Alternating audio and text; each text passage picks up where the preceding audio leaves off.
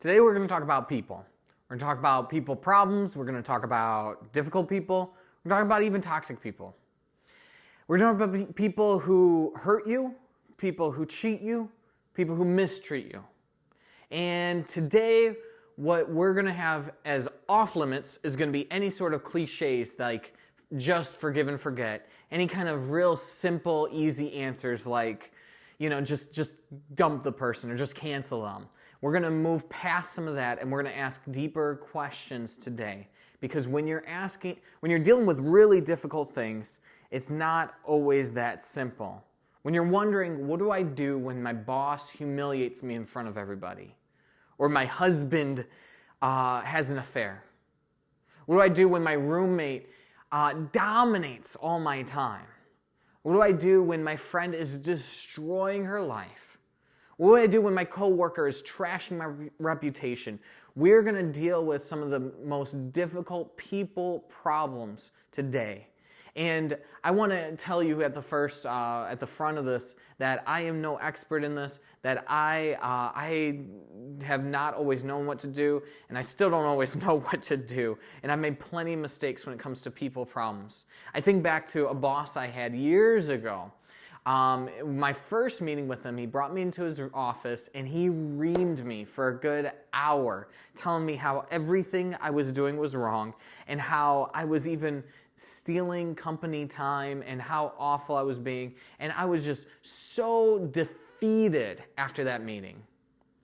I can remember for that entire year, I got really good at avoiding him. I hid from him that entire year. And I would walk around him, behind him. I would try to stay out of the room he was in that entire year because I was reacting out of fear. I think of when I was 18 years old and I was moving out of the house. That was the time when my mom was having a terrible time with her addictions. And every single time she called, I just assumed she just was going to ask for money. And I just did not have the strength or the energy to respond, to answer the call. And so for a good year, I wasn't returning her phone calls. For a good year, I had no real connection with my mom. And I don't know what it is for you. I don't know the different difficult people in your life or what you've had to negotiate and navigate around. But I'm telling you, this can get hard. But I'm telling you, it's worth dealing with. So many of us, what we do is we react or we try to kick the can, pretend that nothing's happening, and that can be devastating to your health, devastating to your other relationships, devastating to the mission that you've been given. And so what we're going to do is we're going to take these 3 steps together and we're going to sort through what it takes to be able to deal with toxic people. The first step is this. We are going to discover our calling. You want to discover your calling. Because if you have a good idea of your calling, you're going to be able to move past a lot of what toxic people try to do, and that is distract us. I think of Nehemiah. He had a strong understanding of his calling. I remember when he got word of Jerusalem being devastated, what he did was he mourned and he fasted and he prayed for days because he had a calling. He had a mission that was so important to him. He would do anything. He would even risk his life to move it forward. And that's what he did, is God opened up these doors for him, and he got people, and he got supplies together, and he started working to rebuild the walls of Jerusalem. Well, Israel and the Jews, they had some enemies.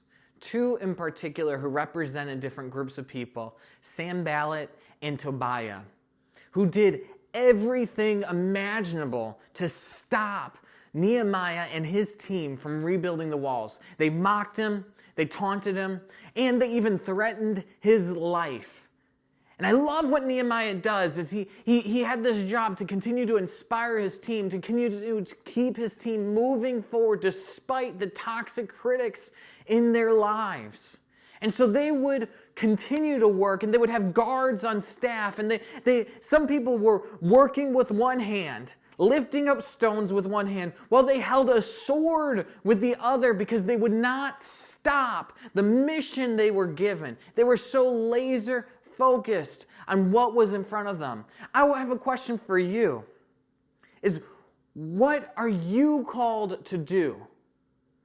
What is it in your life that you are so passionate about, that you have been gifted to do, that can get you so focused, that despite what anyone else does to try to detract you, you can stay laser focused on your mission? I think of the book, The Top 5 Regrets of the Dying, where we find the number one regret of people on their deathbed is that they did not live the life that was true to themselves because they're afraid of what other people thought. So many of us, we don't even delve into what our calling is because we're so afraid that we may disappoint people or other people may not accept what we may be called to do. And that is the type of thing that we go to our deathbeds regretting at the very end. And so I encourage you right now, discover your calling. Here's what you got to do, is you've got to actually carve out 20 minutes. Even right now, you can pause this video right now and it would be worth it. And take 20 minutes and take a pen and paper right at the top of the paper, what is my calling?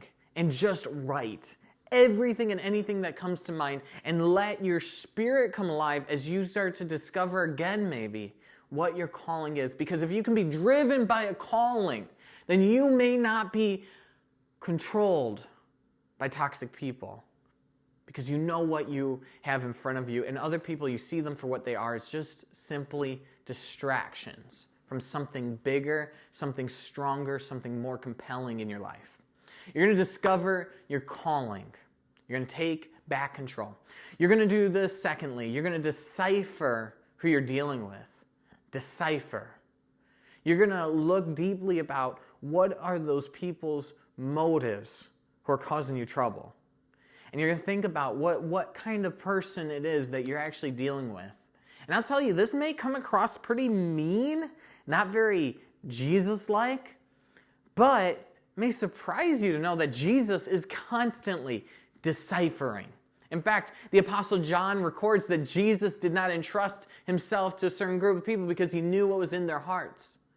In fact, over 25 times in the Gospels, Jesus is calling people different labels or different names, which to me just sounds crazy. Like, how is this loving? How is this kind? How is this nice? When Jesus calls people pigs and dogs and wolves and brood of vipers and hypocrites and whitewashed tombs and an adulterous generation and perverse generation and the devil and Satan and murderers. Jesus has these names for people that are so harsh. I mean, it goes against all that we've ever thought of the cute and sweet and fluffy marshmallow Messiah that we've gotten so comfortable with. And so the question is, why would Jesus call people these hurtful things? In what way is it loving that Jesus would label people like this? I never thought of that. In fact, there was a sermon I gave months ago where my big point was we should stop labeling. In fact, but Jesus labels. What's going on there?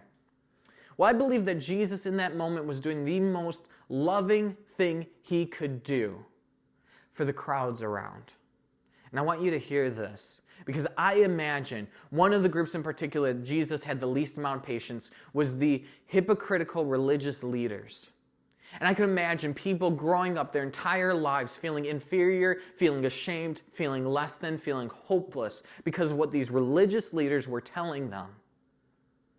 And when Jesus called them out for who they really were, I could imagine hundreds of people just watching, hundreds of listeners feeling this relief, feeling alive again, feeling free again, because for that moment, finally, they weren't the crazy ones. You see, I think back to a time years ago I was in counseling, and I remember I went on and on about the scenario where someone hurt me. And the counselor turned to me and said, I don't know what kind of person would act like that. And she just, in just a few words, she validated my experiences, and she drew out the truth that in that moment, I wasn't the crazy one.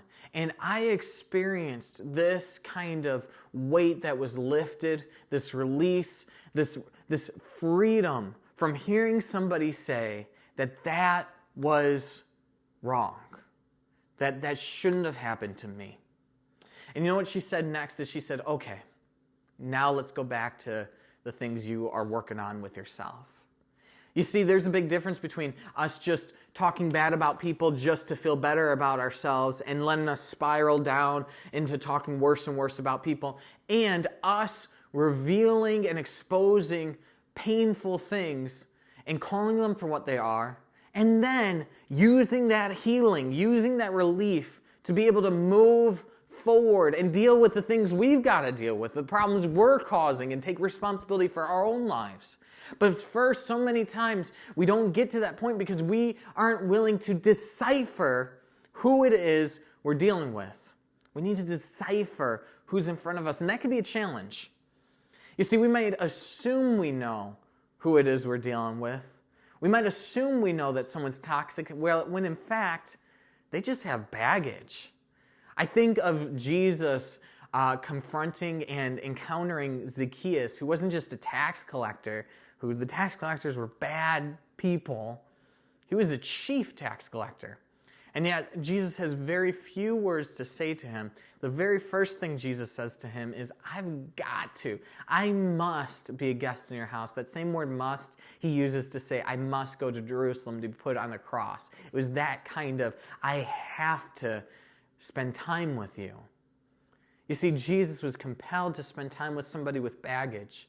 And Jesus could tell the difference between somebody with baggage and somebody who is toxic, and he wouldn't have much time for. We've got to learn how to decipher between somebody who's toxic, somebody who wants to hurt us, and somebody who just simply has baggage, or somebody who disagrees with you. Doesn't make them toxic. We need to have a better understanding of people. And so with that, I turn to Gary Thomas. He gives some good input, some good ideas for us. He actually says there's 3 traits that if somebody has any one of those 3 traits, they could be a toxic person. One is they need to control.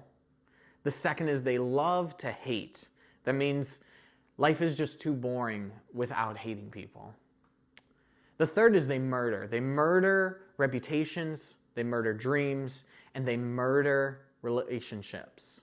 And so if you see someone who's doing that, they might just be toxic, and you might just need to spend some time creating space from that person. But we've got to decipher who it is we're dealing with. So you're going to discover your calling. Secondly, you're going to decipher who you're dealing with. And thirdly, you're going to decide to act. Decide to act. We'll go back to Henry Cloud. Henry Cloud says, here's some ideas for what to do to act. I thought this was really helpful. He actually sees people divided into 3 groups. There's the wise, the foolish, and the evil. He says, for wise people, if there's a problem, you talk to them about the problem. Foolish people, if there's a problem, you don't talk to them about the problem, you talk to them about the consequences. Because a lot of foolish people won't act unless there's consequences. If it's an evil person, you don't talk to them about the problem. In fact, you don't talk to them at all. Instead, what you do is you set up protections for yourself. If you're dealing with evil people, don't try to change them. It's useless, and it's going to come back to bite you. I think of Lisa Turker. She gives some really incredible, helpful, practical tips in dealing with difficult people, toxic people, thinking through forgiveness and boundaries in her book, Forgiving When You Can't Forget. She says one thing, forgiveness releases us from the need to retaliate, not necessarily the need for boundaries. So many of us are afraid to create boundaries, to create space with other people because we feel like we're doing Jesus wrong, we're doing God wrong, because we haven't really forgiven unless our relationship is totally restored. Well, that's not true. Forgiveness means you are resolving in your heart that they don't owe you anything anymore. You don't need to retaliate. Forgiveness does not mean that you aren't going to set up boundaries. Setting up boundaries could be the most wise, the most loving thing you could do for yourself and for the people around you. She also says this, I was really glad to hear, I haven't heard, this is the best definition of enabling that I've ever heard. I've always heard, you shouldn't enable people. I don't want to be an enabler. And I'm not quite sure what that entails necessarily. So many times it almost feels like, well, how do I actually help somebody without enabling them when I know they're in deep trouble? Well, she says this, enabling means doing more work to help someone's problem than they're doing for themselves. Working harder on somebody else's problem than they are themselves. And if you catch yourself doing that, then what's going to end up happening is you're going to get exhausted, you're going to get burnt out, and you're going to end up resenting that person. And so don't work harder on their problem than they work on their own. And finally, one little tip that she gives, this is just so helpful, I'm sure this is going to help one of you guys out there, is adults inform, children explain. And let me say what that means is for an adult to say, I need space, or for an adult to say, here are my boundaries, you don't have to convince the other person why you chose those boundaries. You are an adult. You can make your own decisions, and you just inform. You say, these are the boundaries I need. You don't have to overly defend yourself. Children explain, adults inform. So with those few practical tips, I want to encourage you to act. Decide to act. You see, again, Henry Cloud, he talks about the rotten tooth. For so many of us, we are living with these problems, these rotten teeth. And we think that they're going to just solve themselves, but what ends up happening is the pain and the disease spreads if you don't pull the tooth. And so we aren't going to be naive to the fact that we have problems in our lives that we have to do something about. And so we aren't going to kick the can anymore. We are going to act. We are going to do something about it. And I can't tell you what it is that you have to do. I can't tell you exactly the specifics, but what I am telling you is that you are an adult, that it is your job to make the decision. It is your job to choose. And so you're the one who's going to choose to go, or you're going to choose to stay. You're going to choose to forgive. You're going to choose to mend. You're going to choose to confront. You're going to choose to say no. You're going to choose to mute them on Instagram. You're going to choose to do what you have to do to be able to move forward. You're going to choose to love, and you're going to choose to care for your own needs. Why? Because God did not give you a spirit of fear or timidity. He gave you a spirit of power, of love, and of self-discipline. You are an adult, and you have control over your own life. It is time for you to reclaim the power in your life, to make a decision, to act, to live out the calling God has put on your life.